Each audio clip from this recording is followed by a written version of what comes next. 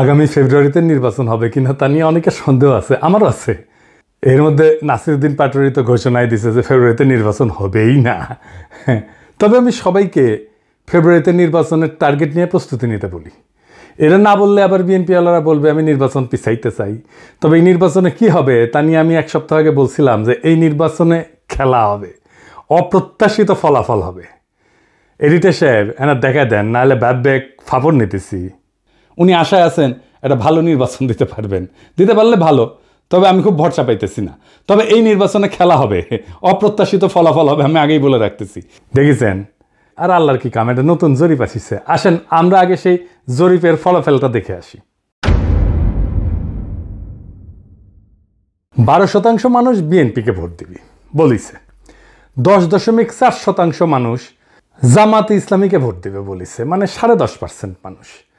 7.3% মানুষ আওয়ামী লীগকে ভোট দেবে বলিছে, এবং 2.8% মানুষ, মানে প্রায় 3%-এর মতো মানুষ এনসিপিকে ভোট দিবে।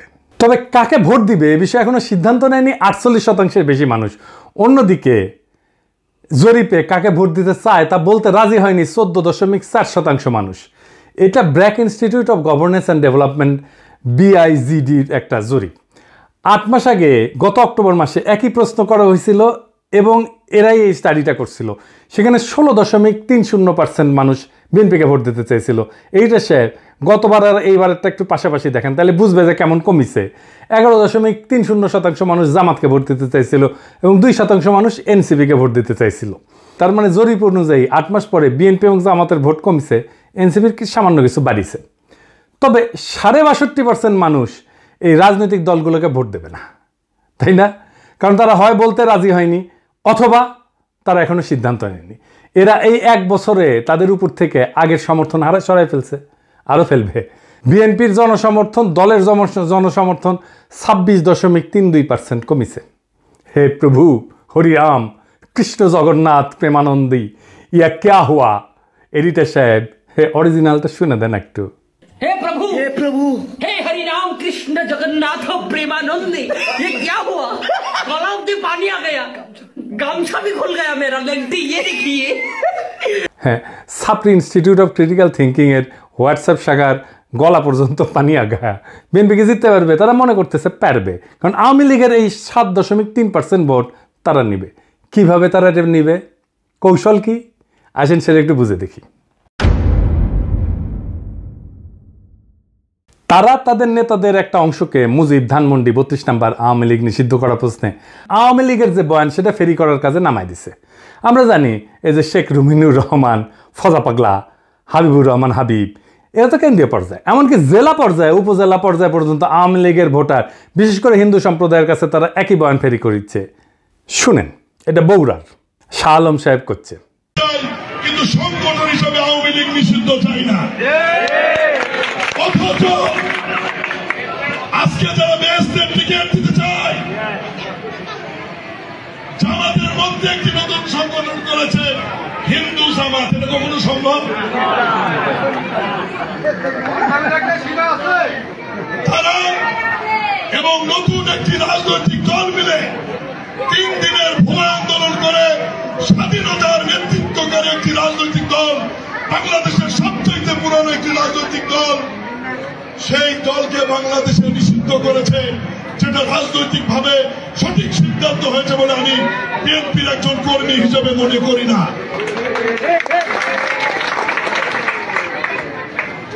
এই বাংলাদেশের ইতিহাস লিখতে গেলে মহান স্বাধীনতার ঘোষক শহীদ রাষ্ট্রপতি জিয়াউর রহমানের নাম লিখতে হবে।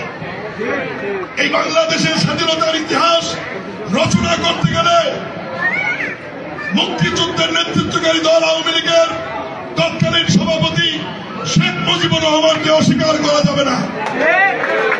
এই 2 নেতাকে অস্বীকার করে নতুন বাংলাদেশ বিনির্মাণের কথা বলে, তো তাতে হয়তো এই 7%-এর 4-5% ভোট পাইতেও পারে, কিন্তু এটা পাইতে গিয়া আরো 8-10% নিজস্ব ভোট সে হারাবে। তাহলে আসলে রাষ্ট্র ক্ষমতায় কে যাবে? আপনারা বুঝতেই পারতেছেন যে যারা এখনো সিদ্ধান্ত নেয়নি কাকে ভোট দেবে এবং যারা বলতে চায়নি তারাই আসলে ঠিক করবে কারা রাষ্ট্র ক্ষমতায় যাবে। তো যাই হোক, এইটা আলোচনাটা বিস্তারিত আসার আগে বিএনপি দলটা কিভাবে ফাংশন করে সেটা একটু বুঝাই।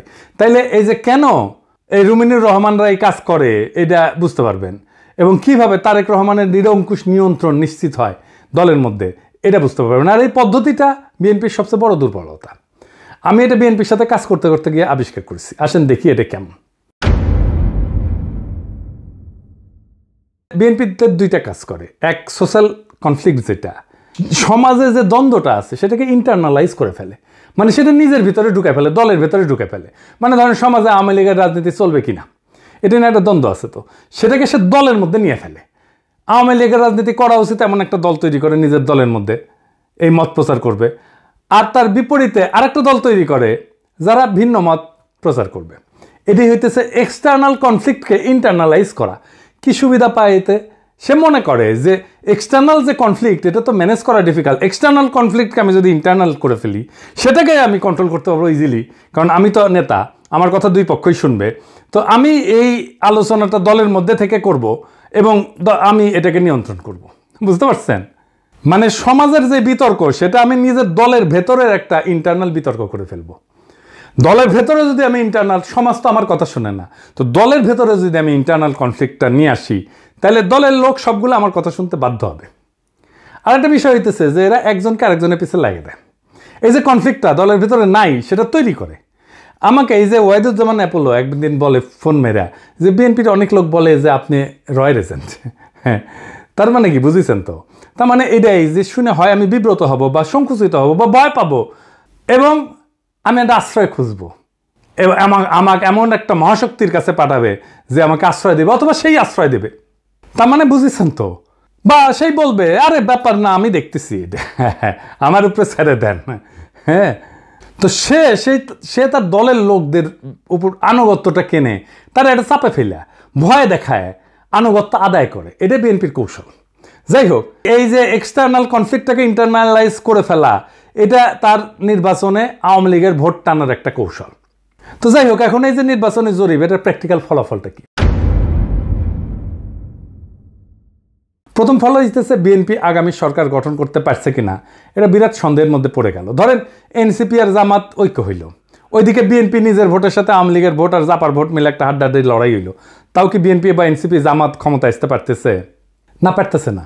কারণ 62.5% মানুষ জামাত, বিএনপি, এনসিপি কারোই, এই 62.5%-এর ভয়েস হয়ে উঠতে পারবে যারা, তারাই আগামী সরকার তৈরি করবে। তাইলে কিভাবে এটা গড়ে উঠবে? বাংলাদেশ একটা রাজনৈতিক ফ্রন্ট গড়ে উঠবে। প্রকৃতি শূন্যতা পছন্দ করে না। এই 62% মানুষের একটা ফ্রন্ট গড়ে উঠবে। এই মানুষকে ভয়েস দিতে হবে। এই ফ্রন্ট দেশের নির্বাচনে জিতে আসবে। কিভাবে? ধরেন কয়েকটা ব্রড ইস্যুতে যদি একটা ঐক্য হয়। 1 নাম্বার, বাংলাদেশে ভারতীয় আধিপত্যবাদের অবসান হবে। 2 নাম্বার, স্বাধীনতা, সার্বভৌমত্ব, জাতীয় মর্যাদা এবং আঞ্চলিক অখণ্ডতা অক্ষুণ্ণ রাখতে হবে। 3 নাম্বার, আওয়ামী ফ্যাসিবাদের চিরস্থায়ী অবসান ঘটাইতে হবে। 4 নাম্বার, একটা ইনসাফ ও সাম্যের বাংলাদেশ বানাইতে হবে। তো এই ইস্যু নিয়ে যদি ফ্রন্ট হয় তাহলে এই 62% সেই ফ্রন্টের সাপোর্টার হয়ে যাবে। এন্ড কইতে পারেন এমন কোনো ফিগার আছে যে এই ফ্রন্টের নেতৃত্ব দিতে পারবে? আছে, অনেকেই আছে। আমি আজ একজনের নাম বলবো, মাহমুদুর রহমান। উনি এই ফ্রন্টের নেতৃত্ব যদি দেন সবাই ওনার পাশে এসে দাঁড়াবে। ইলিয়াস কনক, পিনাকির কথা বাড়ি দেন, এরা মাহমুদ ভাই আওয়াজ দিলে ঝাঁপে পড়বি। এর বাইরে হেফাজত, ইনকিলাব মঞ্চ, আপ বাংলাদেশ, এবি পার্টি, ইসলামী শাসনতন্ত্র আন্দোলন, এরা সবাই এসে দাঁড়াবে। এটাই হয়ে উঠবে রাজনীতির মেইন স্ট্রিম। এনসিপি আর জামাতের কোনো অপশন থাকবে না এই ফ্রন্টে জয়েন না কইরা। বিএনপিও আসতে পারে এই ফ্রন্টে, স্বাগত জানাই আমরা। এই ইস্যুতে ঐক্য হইলে ওয়াই নট, কিন্তু সিট যা দেব মাইনা নিতে হবে। এই ফ্রন্ট মানে বিএনপির বিরুদ্ধে যাওয়া না, কিন্তু বিএনপির বিরোধিতা করাও না, বরং অ্যান্টি ফ্যাসিস্ট, অ্যান্টি ইন্ডিয়া সমস্ত শক্তিকে একটা কমন গ্রাউন্ডে নিয়ে আসা। আমি তো চাই বিএনপির আলতাফ হোসেন চৌধুরী ভাই উনি জিতে আসেন, ইয়াংদের মধ্যে শহীদুদ্দিন চৌধুরী এনে জিতে আসুক, আমি এটা চাই। কিন্তু রুমিন ফারহানা হারুক, হাবিবুর রহমান হাবিব হারুক, ফজা পাগলা হারুক। আমি যদি ইলেকশনের আগে দেশে যেতে পারি, আমি আলতাফ ভাইয়ের এলাকায় গিয়ে ক্যাম্পেইন করে দিয়ে আসবো, যেন উনি যেতে ধানের শীষের ক্যাম্পেইন করে দিয়ে আসবো। আমার ক্যাম্পেনের দরকার নাই ওনার জেতার জন্য, উনি এমনি জিতবেন, কিন্তু আমি যাব আমার নিজের মনের শান্তির জন্য যাব, যে আমি আলতাফ ভাইয়ের ইলেকশনে কিছু কাজ করেছিলাম। তো এই যে ফ্রন্ট, এর ফ্রন্টের সুবিধা কি হবে? এই ফ্রন্টের রাজনৈতিক দলের মাতবরি থাকবে না। রাজনৈতিক দলগুলোকে কিন্তু দেশের মানুষ পছন্দ করে না, বিশ্বাসও করে না, সেজন্য রাজনৈতিক দল অ্যান্টি হাসিনা লড়াইয়ের নেতৃত্ব দিতে পারেনি। এটা মাইনে নিতে হবে সবাইকে। এই ফ্রন্ট 2024-এর বিপ্লব যারা করছে সেই রকম একটা জনগণের ফ্রন্ট হইয়া উঠবে। রাজনৈতিক দল যা খুশি তাই করতে পারবে না।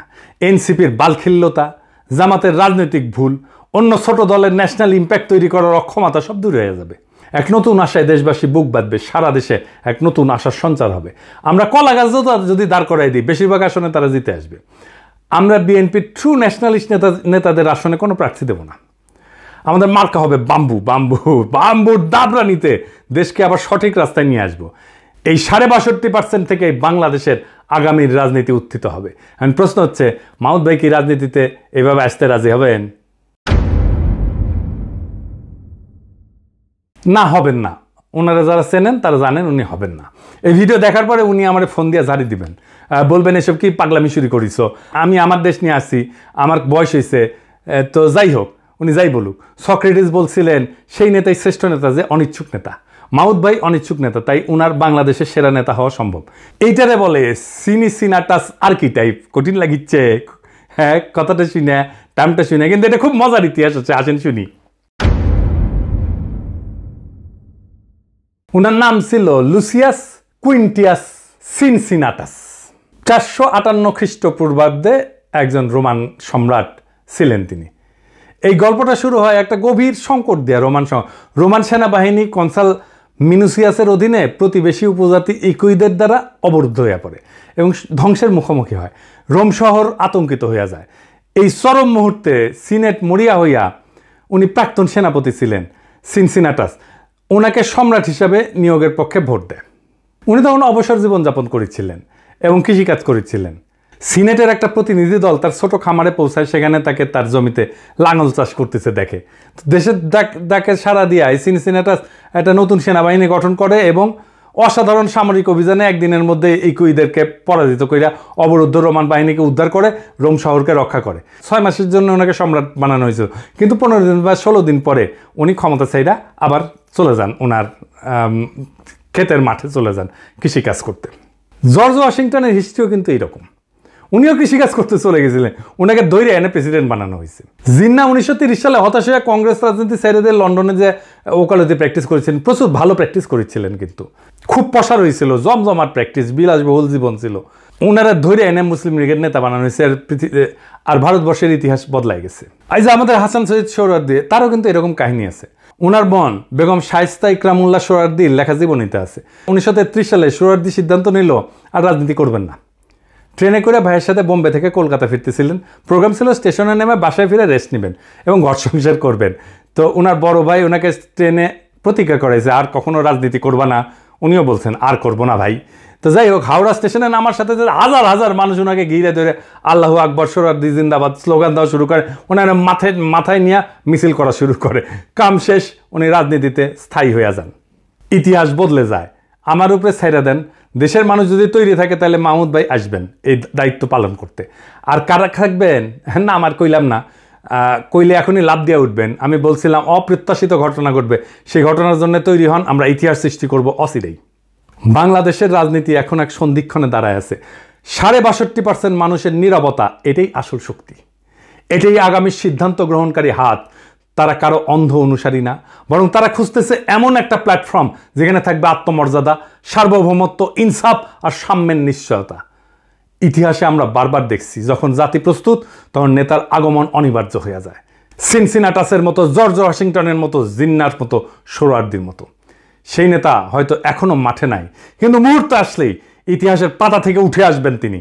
আমাদের করণীয় একটাই, নিজেদের প্রস্তুত করা, মানুষের মনে আশার শিখা জ্বালায় রাখা এবং সেই ৬২% মানুষকে এক কণ্ঠে, এক পতাকার নিচে, এক স্বপ্নে ঐক্যবদ্ধ করা। এটাই হবে বাংলাদেশের নতুন ভোর, নতুন সূর্যোদয়। এটাই হবে সেই মুহূর্ত যখন আমরা ইতিহাসের বইয়ে নিজেদের নাম লিখব, শুধু দর্শক হিসেবে না, বরং সক্রিয় অংশগ্রহণকারী হিসেবে, রাজনৈতিক এজেন্সি হিসাবে, রাজনৈতিক শক্তি হিসাবে তৈরি হন। সময় আসছে আবারও 2024-এর মতো ইতিহাস ডাক দিচ্ছে নতুন ইতিহাস লেখার। সেই ইতিহাস আমরা লিখব একসাথে। ইনকিলাব জিন্দাবাদ।